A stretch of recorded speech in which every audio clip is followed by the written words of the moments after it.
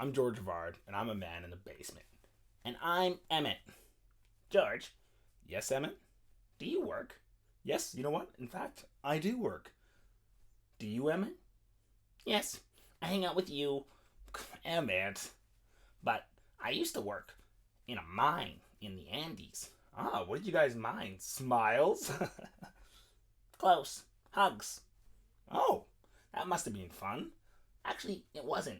We worked long, hard hours for little pay. Well, our boss, Mr. Pork, took home all the money. Do you want to hear more about it? Not really. Well, you're gonna hear more about it. Yes, more hugs, more hugs. Yes, yes, yes. Sir, I was wondering if I could get some more hugs. Now, why on earth would you get that silly idea? Well, I've been noticing that I give you 100 hugs and only get to take home one hug a week. Well, that's because I own this mine. The mine's mine, and that includes all the hugs in this mine. Well, you wouldn't have the mine if it wasn't for my hugs. So, logically, I am entitled to some share of the hugs. Well, that sounds a lot like, how do you say, back talk? What's your name, Emmett, you said? An extra unpaid shift for you. What, sir? No, I don't want to hear it, or I'll double it. No, no, no.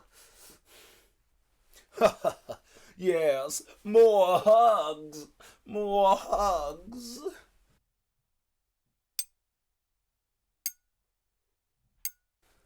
Wow, I sure am tired. I've been working all this time. I'm gonna take a quick nap. No one's around. Psst, psst, fellow worker. Who's there? It is me. I am the spirit of workers. The spirit of workers? Yeah, I am workers from here to there, from everywhere. That kind of sounds made up. Well, technically everything's made up, so could you just, play along? Yeah, I guess. I will. Well, it appears that you are a slave. Slave? You're the one who looks like a slave. Well, we're all slaves, brother. I'm what's called a wage slave, and you are too. I'm a wage slave? How? Well, have you ever noticed that it only costs one hug to keep you going for the whole day, yet Mr. Pork demands hundreds of hugs? What is he doing with the other hugs? I never thought about that. Huh. Yes, that is what we like to call your surplus value. Or to him, it's his profits. Yeah, and he doesn't do anything for it. He just hangs around getting the hugs while I bust my alpaca ass getting the hugs. Yes, and aren't you entitled to so much more hugs? Yes, I am. How do we do that? Well, you know how when you were out in the Andes and you were a little kid running around? Yes. And you guys stayed in a herd?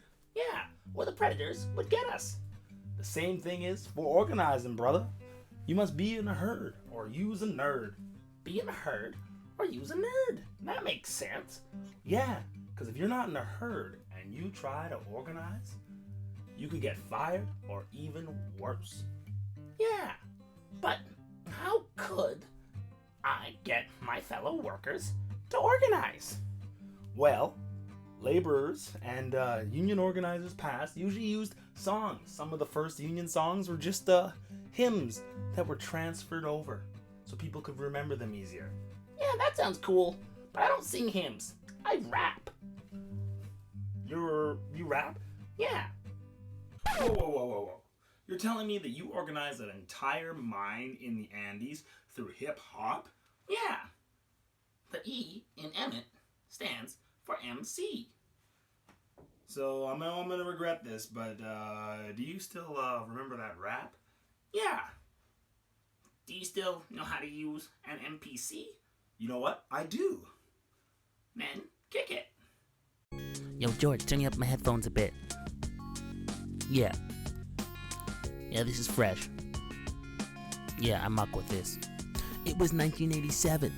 I was hanging out in the Andes, working 14-hour shifts, getting paid like a dandy. Long story short, I was getting exploited. Mr. Pork was getting richer, and I was getting shorted.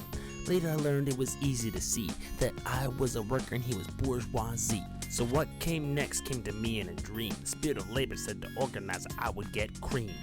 Don't be absurd, join a herd. If you organize alone, use a nerd. Let's keep it to Canada if that's okay, or a history of unions will get carried away. It starts with the Laborers Benevolent Association, LBA, or the International Longshoremen's Association Local 273, as it's known today. But collective bargaining was only recognized in 1945, when some comrades of GM made shit live. Yo, Emmett, what about the Winnipeg General Strike? George, this is my rap, alright? Suppose World War II saw the growth of such glorious unions, teachers, nurses, cultural workers, boo, getting organized to help all of us workers. And that includes you. So you're probably wondering, what does a union do? Well, we band together to help you and your crew. We gave the 8-hour workday and the weekend too, ended child labor, and that's just to name a few. So at the end of the day, let's not pretend that unions are more than your homies. They're your friends. They're your friends. Don't be absurd, join a herd. If you organize alone, use a nerd. Don't be absurd, join a herd. If you organize alone, use a nerd. Yeah, that's how we do. Industrial workers of the world, my neighbor. I.W.W.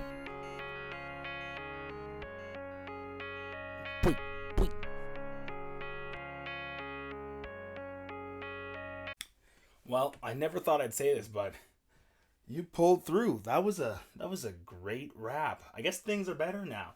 Well, kind of. Union rates in the Americas are falling. Oh, they are? Well, that sucks. Well, what can someone do if they want to join a union? Well, a good place to start is the industrial workers of the world. Really? The industrial workers of the world? Huh. Yeah, they're a great solidarity union. Or Wobblies for short. I think we're called Wobblies, Emmett. Yeah, I know. You just pull a gun out of me again? No, depends. Are you a scab? No, I'm not. I'm not starting this with you again. Well, that's been our episode. And like we say in the Yukon, peace. You know, I'm not going to forget that you pulled a gun on me twice in this episode. I'm not going to forget that you's a punk scab. I'm not a union scab. You can just throw that word around. I just did. What you gonna do about it? Boy, boy, boy. Okay, guys, peace.